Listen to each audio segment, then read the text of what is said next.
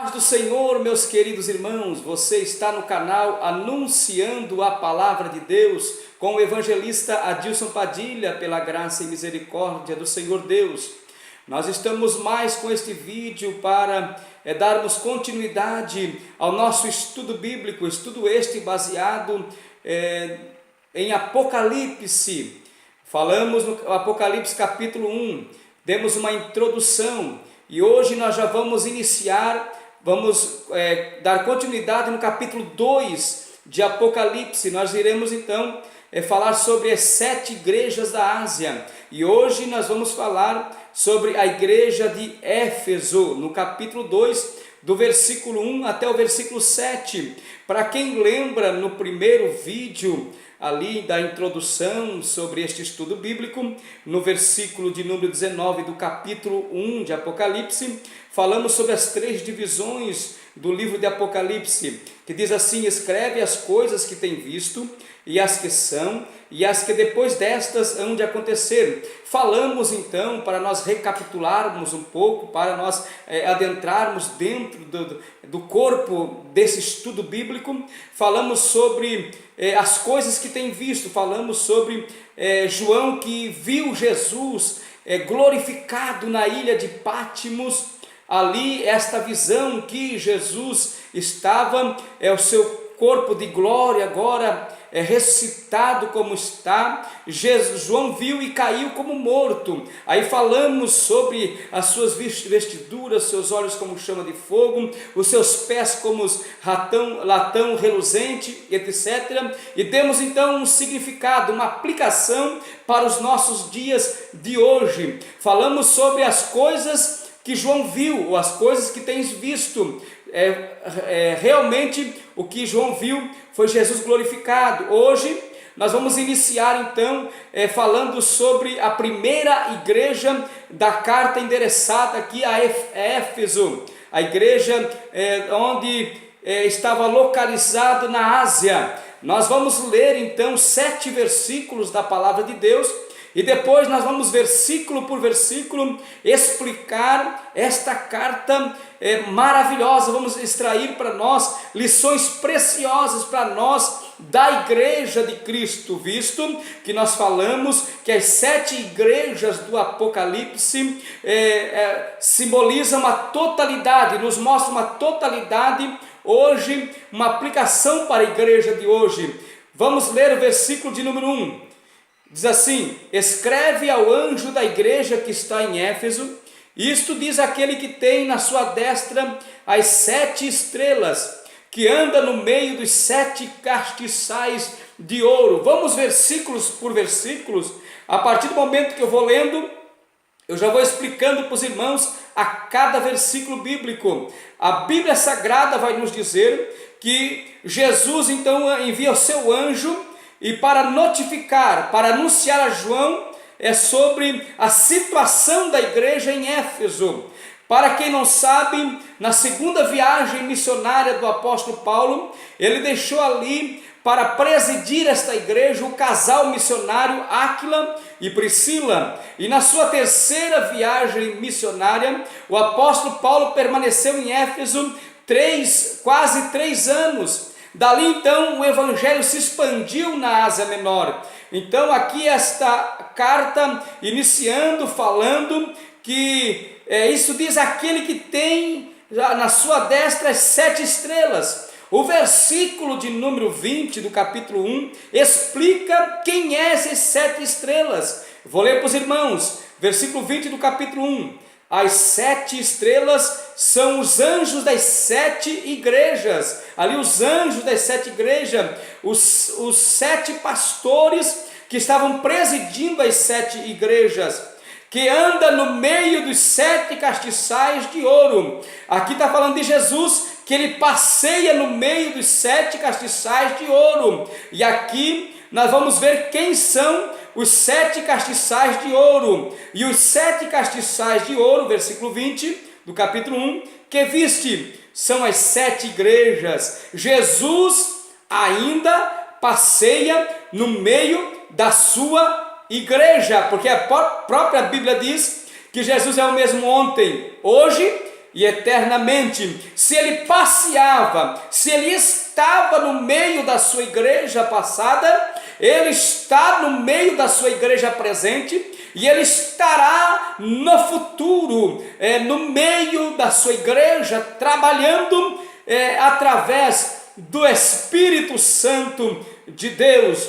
Versículo de número 2: eu sei as tuas obras. Jesus, como seus olhos como chama de fogo, nas quais nós lemos aqui no versículo 14 do capítulo 1, que a Bíblia vai dizer: e os seus olhos eram como chamas de fogo. E esses mesmos olhos de Jesus que percorriam e até dentro da profundeza do ser humano, lá dentro da alma do espírito, os mesmos olhos ainda passam e ainda estão prescrutando a nossa vida, nosso interior, nosso coração, a nosso cotidiano, o que nós falamos, o que nós pensamos. Antes de nós falarmos alguma coisa, o Senhor Jesus já sabe. Os seus olhos são como chama de fogo. É por isso que ele disse: eu sei as tuas obras. E ele vai continuando dizendo: e o teu trabalho e a tua paciência, e que pode sofrer os maus, e puseste à prova os que se dizem ser apóstolos. Naquele tempo existiam falsos apóstolos, e hoje também, e não o são, e tu achaste mentirosos. Olha só, naquele tempo, a igreja de Éfeso combatia ali contra os falsos apóstolos. Olha que a igreja de Éfeso, ela tinha aqui virtude, né? Ela trabalhava, ela tinha paciência, ela não podia sofrer os maus, colocou à prova os falsos apóstolos e viu que eles eram mentirosos. Os falsos apóstolos, não os apóstolos de Cristo, aqueles que se intitulavam apóstolos pelo bel prazer, pelo título. Hoje não é diferente. Tem muita gente se autoconsagrando, conferencista fulano de tal, colocando títulos na sua vida, apóstolo fulano de tal, e assim vai, como se Deus estivesse então nesse negócio. Meus irmãos, nem tudo que as pessoas dizem ser são. Por quê? Porque Jesus Cristo, ele está contemplando as obras. Vai chegar naquele dia muitos que se auto-intitulam, aqueles que pregam o evangelho por ganância, aqueles que pregam o evangelho somente para conquistas materiais, e deixam a igreja de Cristo em pecado, não tratam o pecado, aqueles que pregam mentiras em cima dos púlpitos, e naquele dia eles vão dizer: Senhor, no teu nome não profetizei, no teu nome não anunciei, no teu nome não curei, no teu nome não expulsei demônios. Jesus vai dizer abertamente: apartai-vos de mim, porque não vos conheço. Não tiveram um relacionamento espiritual com Jesus Cristo de Nazaré. Tudo isso a igreja de Éfeso estava cuidando. E tem mais ainda, versículo 3: e sofreste e tens paciência, e trabalhaste pelo meu nome e não te cansaste. Olha quanta virtude da igreja de Éfeso. Mas quando nós chegamos então no versículo 4, tem uma repreensão, um puxão de orelha, que diz assim, do próprio Jesus à igreja de Éfeso: tenho, porém, contra ti, que deixaste a tua primeira caridade. Note bem que a igreja de Éfeso, ela deixou, ela não perdeu o primeiro amor. Eles deixaram, abandonaram o primeiro amor. Tinham muitas obras, mas as obras que faziam não era de amor genuíno ao Senhor Jesus Cristo. Talvez eram obras para se aparecerem, talvez eram obras para se edificarem próprios, apenas próprios, não para edificar a igreja, não com amor realmente genuíno à obra de Deus. Olha só a advertência: tenho contra ti que deixaste o teu primeiro amor. Versículo número 5. Lembra-te, pois, onde caíste, e arrependa-te. Lembrar de onde eles caíram. Se arrepender significa transformação de mente e de ação. Deveriam ser diferentes, deveriam começar a fazer a obra por amor a Cristo, fazendo para que o nome do Senhor viesse a ser glorificado. E lembra-te de onde caíste, aonde é a posição que você estava, onde eles estavam. Jesus estava dizendo para eles, e era para eles se arrependerem, darem uma volta e reaverem a sua situação espiritual. Por quê? Porque Jesus quer que nós o servimos, trabalhemos para Ele sim, mas com toda a nossa dedicação, com todo o nosso amor. Aleluia! O versículo então continua dizendo, versículo 5, e pratica as primeiras obras, amor. Quando não, brevemente a ti virei, e tirarei do seu lugar o teu castiçal, se não te arrependeres.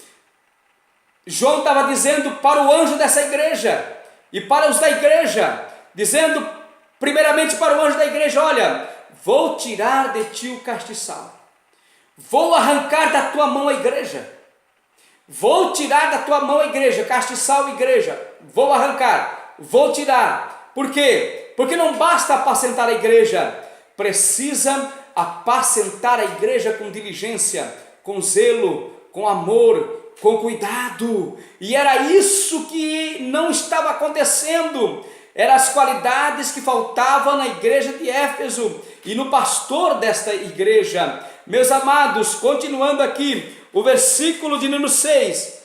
Tens, porém, isto, que aborrece as obras dos nicolaítas, as quais eu também aborreço, obras más que eles estavam aborrecendo. E também o versículo 7, para nós encerrarmos, que quem tem ouvidos ouça o que o Espírito diz às igrejas.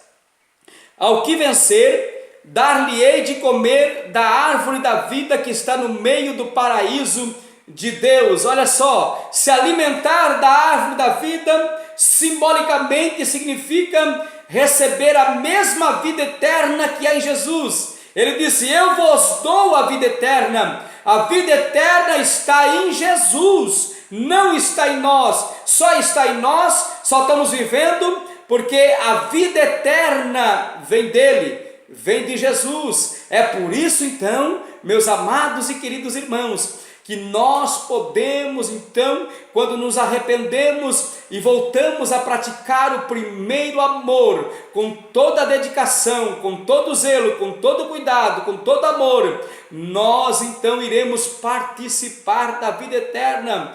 Como a gente está vendo aqui, nós estamos vendo nesse estudo, nós estamos vendo que quando alguém abandona o primeiro amor, corre o risco, se não se arrepender, de perder a salvação.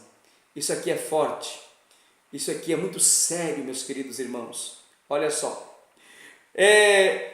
finalzinho do versículo diz assim, da árvore da vida que está no meio do paraíso de Deus. Lembra da promessa de Jesus, aquele ladrão arrependido da cruz, que estava um à esquerda, outro à direita, e Jesus disse para um deles, hoje mesmo, hoje, estarás comigo no paraíso. O paraíso é debaixo do trono de Deus, é na presença de Deus, é o paraíso reservado para quem? Para aqueles que preserva o primeiro amor, amor aos cristãos verdadeiros, amar até os inimigos, não concordando com as suas ações, mas fazendo de tudo para que o nosso inimigo ele se sinta vergonha das nossas ações de amor e venha se converter ao Evangelho, e sendo exemplo para todos, os de dentro e os de fora, para que o nome do Senhor seja glorificado. Eu quero orar com você neste momento. Neste momento, então, nós vamos orar e agradecer a Deus. O próximo estudo, então, nós vamos, o próximo vídeo, né, que nós vamos postar, vai ser então sobre a igreja, a segunda igreja do Apocalipse, a igreja de Esmirna. Muitas lições preciosas também dessa igreja de Esmirna, que tem somente 4 versículos bíblicos. Vamos orar. Soberano e eterno e amado Deus, muito obrigado por este momento na tua presença, Senhor, pela tua graça, pela tua misericórdia, pelo teu sangue vertido em dor, pela tua boa mão estendida sobre nossas vidas, e muito obrigado por este momento, que esta palavra venha encontrar guarida nos corações, que as pessoas crentes não venham apenas só trabalhar, mas que nós viemos, Senhor, trabalhar com toda a nossa dedicação e com todo o nosso amor para contigo e para com as pessoas, para a glória do teu santo nome, combatendo o bom combate. Obrigado, Jesus, por esta palavra, que o teu nome seja glorificado e exaltado acima de tudo, em nome de Jesus, amém.